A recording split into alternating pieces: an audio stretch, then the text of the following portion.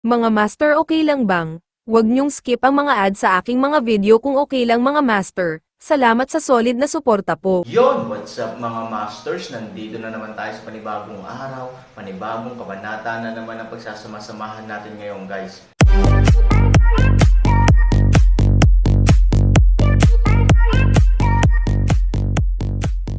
Bali mga masters, kung bago ka pa lang po sa aking YouTube channel, please click the subscribe button, lalong-lalo na po yung notification bell guys, para maging connected pa rin tayo sa isa't isa at maging updated kayo sa mga susunod ko pang video.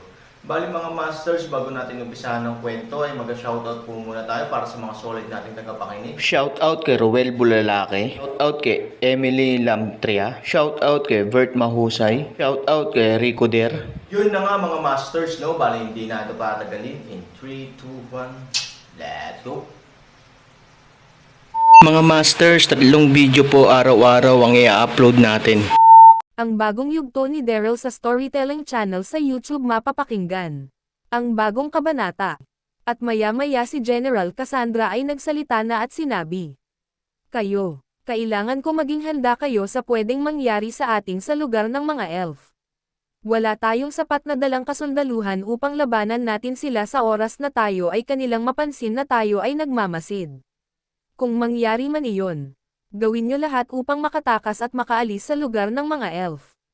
At nakakatiyak naman ako na hindi nila tayo susundan. Dahil alam ko na ilang din sa ating kasundaluhan ang mga lahing elf. Lalo ka na elf, kung ikaw ay may iwan sa lugar ng dati mong mga kalahi, hindi ka namin babalikan pa upang iligtas. Kaya gawin mo lahat, upang makatakas. Maliwanag ba?" Sabi ni General Cassandra sa lahat. Nang marinig ito ni Charlie, ito ay kinabahan. "Ano? Ako ay kanilang iiwan, kung kami ay mahuli na nagmamasid sa lugar naming mga elf. Anong pag-uugali ang mayroon ang General Cassandra na ito? Sabagay hindi pa ako iisa sa kanila. Kaya kailangan ko maging maingat at matalino sa mga oras na ito. Kailangan ko maging handa sa pwedeng mangyari sa lugar ng mga elf." At si Charlie ay hindi tumugon sa mga sinabi ni General Cassandra. At nang mapansin ito ni General Cassandra, ito ay nagsalita ulit. "Kung maywan nga ang elf na ito, General Allen, ikaw ay hindi ko pinapahintulutan na. Ikaw ay iligtas siya. Kung iyon ay gagawin mo at nalagay ka sa panganib, hindi na rin ka namin babalikan pa. Kaya mamili ka, at mag-isip ka ng tama sa mga oras na ito. Huwag mo ipagpalat ang buhay mo dahil sa iisang elf lamang na hindi natin kalahi. Huwag ka na gumawa ng kabobohan na desisyon tulad ng ginawa mong pagsagip sa elf na ito." Sabi ni General Cassandra. Nang marinig ito ng dalawa nila Charlie at General Allen, sila ay nagulat. Masyado seryoso si General Cassandra ngayon. At tingin ko gagawin nga nila ang mga sinabi niya. At ibang General Cassandra na ang aming kaharap. Ang kanyang pananalita ay masyadong nang mahigpit. Sabi ni General Allen. At si Charlie ay gulat na gulat din. Masyado palang masama din ang pag-uugali nitong si General Cassandra. Sayang ang ganda niyang tinataglay. Dahil ang kanyang pag-uugali ay sobrang sama. Sabagay isa siyang lahing demon. At ang katayuan niya sa lahing demonyo ay napakataas, isa itong general ng lahat. At isa pang prinsesa ng lahing demonyo. Kaya kahit ganyan ang kanyang pag-uugali, nais ko pa rin itong maging akin. Para magamit ko ang kanyang lakas at ang lahat ng kasundaluhan ng lahing demonyo upang wasakin ang buong lahing elf. Kailangan mapasakamay ko ang damdamin ng general na ito. Bulong ni Charlie. At maya-maya si General Cassandra ay naghudyat na sila ay aalis na. "Halika na kayo, huwag niyo kakalimutan lahat ng aking bilin. Tayo nang magtungo sa lugar ng mga elf." At si General Cassandra ay lumipad ng mabilis. At sila General Allen, Charlie at General Denki ay sumunod sa likuran ni General Cassandra. At ang apat ay nagtungo na sa lugar ng mga elf. Samantala, sa lugar ng mga lahing mangkukulam na elf, masyado abala ang lahat sa paghahanda. Lalo na sila Master Ken, matandang Luz, Yui at Sophie. Tuldok, si Master Ken ay nasa mga kasundaluhan upang tiyakin na nagbabante nga ito ng husto. At si Master Ken ay nagsalita. "Makinig kayong lahat, sa oras na may mapansin kayo na kakaibang kaluskos ay maging handa kayo. Kung mayroon man kayong makita na ibang nilalang lalo na mula sa lahi ng mga demonyo, huwag niyong hahayaan na ito ay makaalis. Kailangan natin makahuli ng kalahi nila. Upang ito ay ipakita sa kanila. At para malaman din ng ibang mga lahing nilalang na ang lahing demonyo ay kumikilos na upang maghasik ng kasamaan. Para ito ay mapaghandaan din ng lahat. At kung mangyari man iyon, baka matulungan din tayo ng ibang lahing nilalang.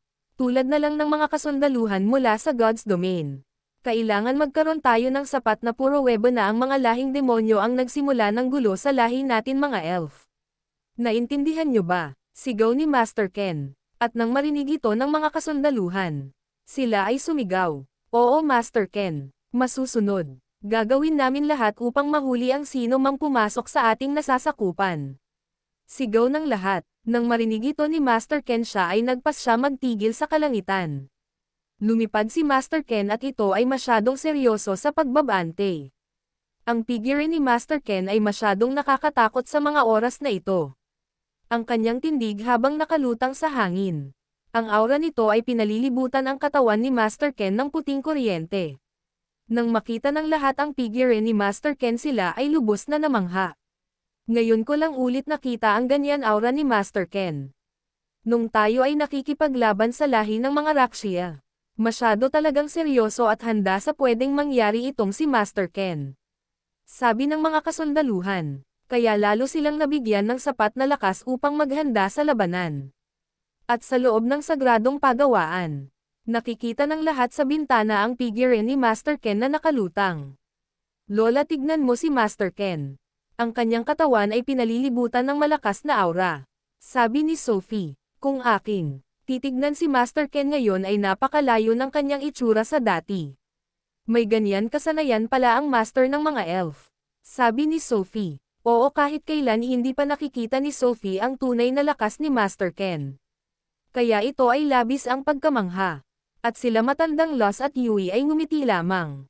Apo, si Master Ken ay isa sa pinakamalakas na master ng iba't ibang lahi na nasa ating daigdig. Nung general pa lang siya ng mga lahing elf, siya ay masyadong kinakatakutan. Ang kanyang lakas at pag-uugaling walang awa, ay madami ng napaslang na iba't ibang nilalang. Kaya pinili din siya ng kaharian at reyna ng mga elf na ipakasal sa kanilang anak na prinsesa. Ang ina ni Prinsesa Lin. Sabi ni matandang Loss. Nang marinig ito ni Sophie, agad siyang sumagot. Oo lola, na kwento nga sa akin ni Master Ken. Sabi ni Sophie nang hindi sadya. Nang marinig ito ni matandang Loss siya ay nagulat at sinabi. Ano, si Master Ken ay nakwento sa iyo ang ganong pangyayari. Sabi ni matandang Loss sa pagtataka. Nang marinig ito ni Sophie agad itong bumalik sa kanyang ulirat at sinabi. Oo lola, sinabi sa akin ni Master Ken na dati siyang general lamang. At hindi ko alam, kaya pala dahil sa kanyang lakas pinili siya ng mga hari at reyna ng mga elf upang maging asawa ng prinsesa ng mga elf. Sabi ni Sophie sa pagkagulat. Buti na lang si Sophie ay sanay na makaisip ng isang dahilan. Nang marinig ito ni matandang Loss siya ay nagsalita ulit. Yun lang ba ang nasabi sa iyo ni Master Ken? Sabi ni matandang Loss at nang marinig ito ni Sophie siya ay ngumiti at sinabi. Oo lola, may dapat pa bang may kwento sa akin si Master Ken? Sabi ni Sophie sa mapang-asar na tono. Nang marinig ito ni matandang Loss siya ay napakamot ng ulo at sinabi. Wala naman apo, sige na, bumalik kayo sa inyong paggawa ng mga elixir at mga gamot.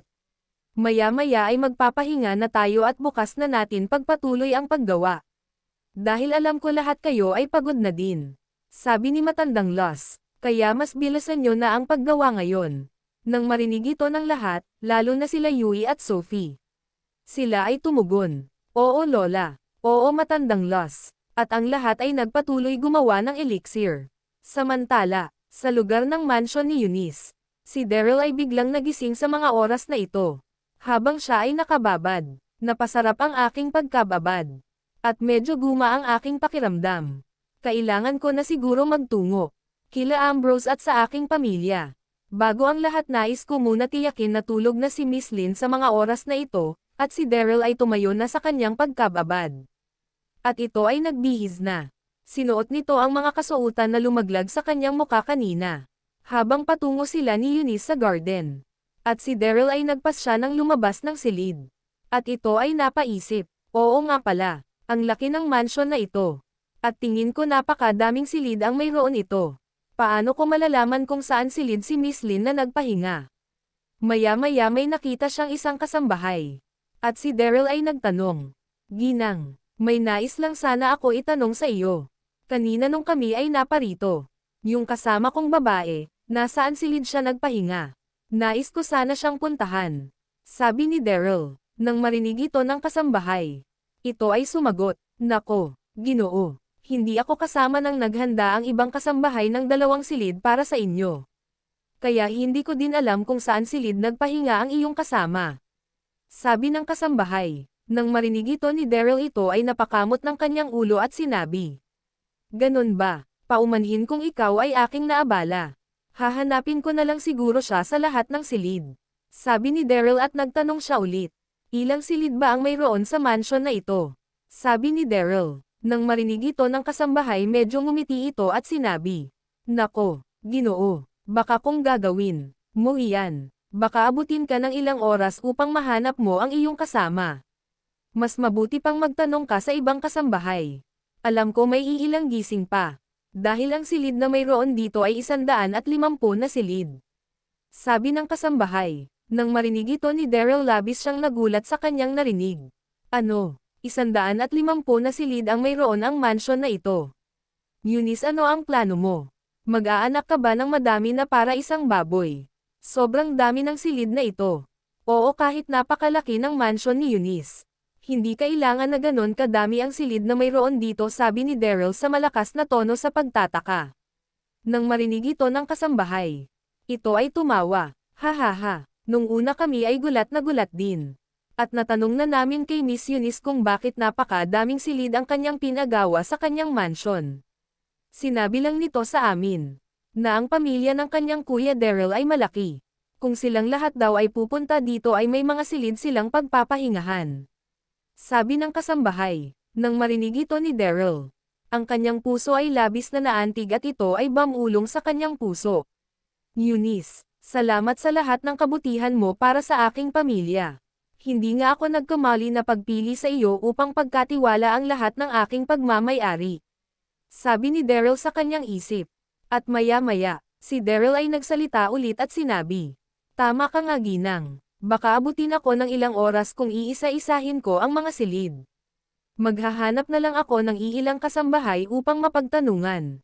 Sabi ni Daryl sa mahinang tono. Nang marinig ito ng kasambahay. Agad ito nagsabi. Ginoo, kung gusto nyo mag-antay na lamang kayo dito. Sasadyain ko ang iilang kasambahay upang sabihin na puntahan kayo. At ituro sa inyo ang silid ng inyong kasama. Sabi ng kasambahay. At nang marinig ito ni Daryl ito ay ngumiti at sinabi. Salamat, Ginang. Sige, mag-aantay na lang ako dito. Salamat ulit. Nang marinig ito ng kasambahay agad itong umalis at tumungo sa mga silid ng kasambahay upang sabihin na samahan si Daryl sa silid ni Lin. At habang nag-aantay si Daryl, siya ay nag-iisip. Ilang araw na din kaming wala sa lugar ng mga elf. Baka si Master Ken ay nag-aalala na para kay Miss Lin. At kung ito ay nakaisip na sadyain kami sa lugar ng sagradong harang. At hindi kami makita roon. Sigurado ako mag-aalala lalo ng husto si Master Ken. At baka maisip pa ni Master Ken na si Miss Lin ay aking pinagsamantalahan at aking itinago. Tuldok, nako, kailangan din makabalik kami sa lugar ng mga elf agad-agad. Hindi pwedeng mangyari ang lahat ng pumasok sa isip ko. Madami pa akong gustong gawin sa lugar ng mga elf. Lalo na ang pagkwa sa idola na iyon. Bulong ni Daryl sa kanyang sarili. Yun na nga mga masters, no? Bali panibagong kabanata na naman yung natapos natin ngayong gabi. Muli, maraming salamat po talaga sa walang sawang suporta po sa aking YouTube channel na talagang inaabangan nyo po ang bawat upload ko po. Bali mga masters, magkita-kita ulit po tayo bukas ng gabi at ngayon po ay magpapaalam po muna tayo. Bali mga masters, bye-bye!